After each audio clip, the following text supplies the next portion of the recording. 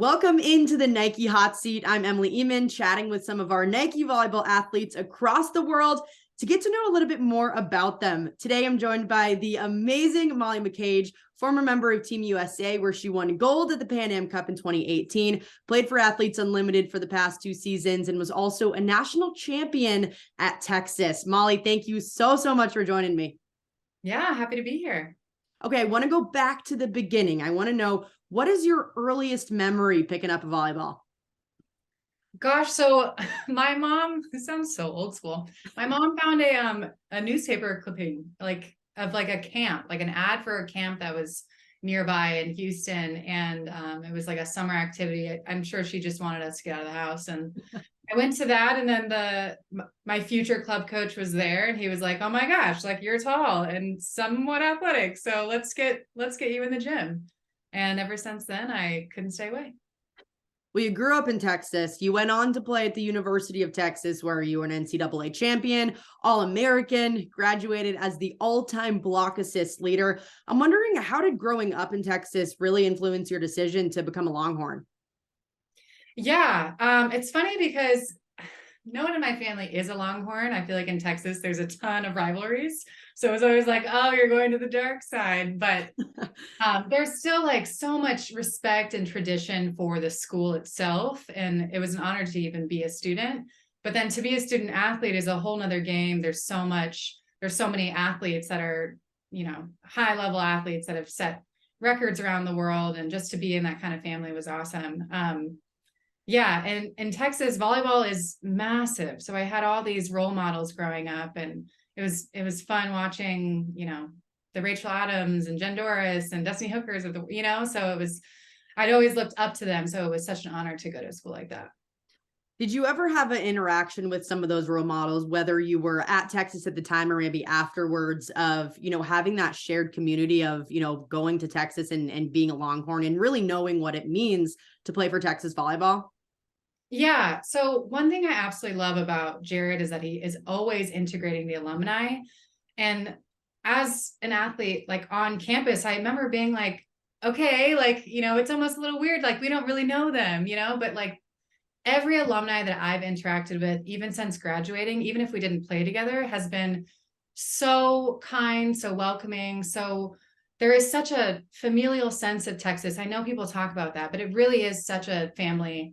And even since, graduating, we've had some alumni events and we're always reaching out and helping each other. That Longhorn connection really goes deep. Well, I mean, so fun for you as well. For this past fall, you got to watch your alma mater win their first title since you won 10 years prior. How was that experience for you? It was amazing. I was like front row at the Final Four. It was so great. Those girls are wonderful athletes, obviously, but like to see the buy-in, we had all these different transfers come in, and it was like, let's make this work. And everybody bought in, and the coaching staff, I have such a soft spot for, and coaching staff and extended staff, like everybody's still there from whenever I was there. So it was such a beautiful moment, and I'm so glad I got to witness it. And like you said, I mean, for the coaching, they have so many transfers coming in. You have no idea how this team is going to gel together, but obviously bring in the incredible pieces that they did, and everything seemed to gel pretty well. Yeah. I mean, that's the wonderful thing about, Texas and the resources it has. But I think it also really comes down to people. And like those athletes are going to a school like Texas because they feel like they're taken care of on all fronts, not just in the volleyball gym, but in the classroom and the weight room. So to have, those high level athletes also perform at their best because they know that they have people like on their team and supporting them, I think makes a huge difference. And that's why they would buy into a program like that. Well, after your time with Texas, you went on to play pro, for Team USA, played abroad in Germany. I'm wondering what the coolest place that volleyball has taken you is. Oh gosh. Yeah, we played in Champions League my last 2 years, and it was one of those cities that I was like, I would have never gone here otherwise. With Minsk, Belarus, and like a randomly beautiful city. The people were so kind, and it was so cold, but I remember just being blown away by the culture there, and some place on the map that I would have never expected to go. Yeah. Well, you've played in the US for the past 2 seasons with Athletes Unlimited. I'm wondering how special it was for you to play professional volleyball in the US. So special. I mean, just to finally get the attention, the media coverage here in the States, like, I mean, the volleyball world is massive. The talent is massive here. So to actually play in front of fans here and fans that really truly respect this sport and want to watch it. I mean, I had club coaches bring their kids to watch, and girls that played at my middle school that would come to watch, and to have it in Dallas too, since growing up in Houston, it was close by. So I don't know. It was such a full circle moment, and something I'm really excited for the world of volleyball.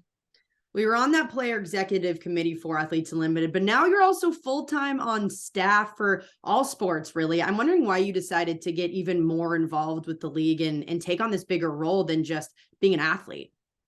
Yeah, I know. I always joke that I'm like so AU. I mean, from the beginning, I really knew that this was special. John Patrickhoff and Jonathan Soros, like, are just wonderful people, and their vision for this sport and for women's sports in general is athlete led. And so from the beginning, I've had a seat at the table. I've always been encouraged to speak my opinion on how to grow this sport, how and why, women's sports needs this attention, and what can we do in the volleyball space. And I don't know, I've always felt like my opinion mattered. And, even joining the PEC and recruiting the athletes, it's like, it's a really cool space to feel like I'm making some kind of difference in volleyball. And now taking on this role full time, it feels like I'm making some kind of difference in the world of women's sports. So I'm just happy to be a part of an organization that's actually making the change. And I'm excited for the future. Well, I can see it across all of your social media platforms. You're a big advocate for the sport and growing it, especially in the US. Where does that sense of, wanting to push volleyball forward, where does that come from? I think there's a little bit of frustration. I think that I see the numbers, youth participation is at an all-time high. It was the only team sport that saw growth since 2018. The pandemic really shut everybody back.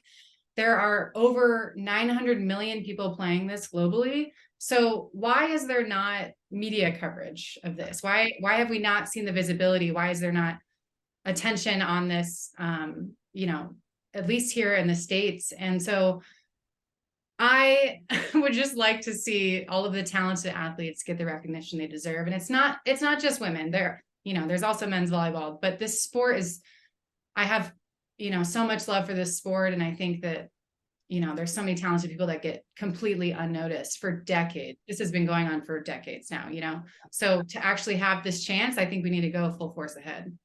So in your opinion, how do you think that we, either as a society or maybe, even Nike as a company, how do you think we can create the same kind of hype and legacy around our volleyball athletes like we have around other Nike athletes, someone like Serena Williams or Naomi Osaka? Mm-hmm.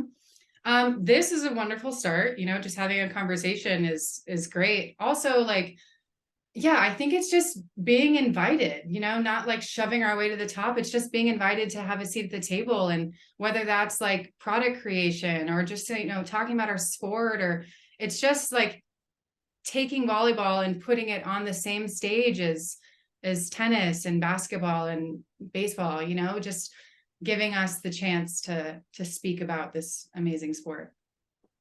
Lastly, I'll leave you with this. For the sport as a whole, say 5-10 years from now, where do you want to see volleyball in the future? I would love to see it, in bars on the weekend of like, hey, this is my absolute favorite team. We get to watch Texas in the finals. I don't have to ask somebody to change the channel. I see it being such a, household sport that people know. I think we had it in glimpses. Like everybody knows Karch Karai, like everybody knows Carrie Walsh, and we see these like glimpses of really great things that volleyball can do and impact homes. But I think we're on the cusp of something really, really cool for this sport. Yeah, no, I completely agree. We're right on the cusp, about to break that glass ceiling. Molly, thank you so much for sharing all your insight, and thank you so much for joining me. Yeah, absolutely. Thanks for having me.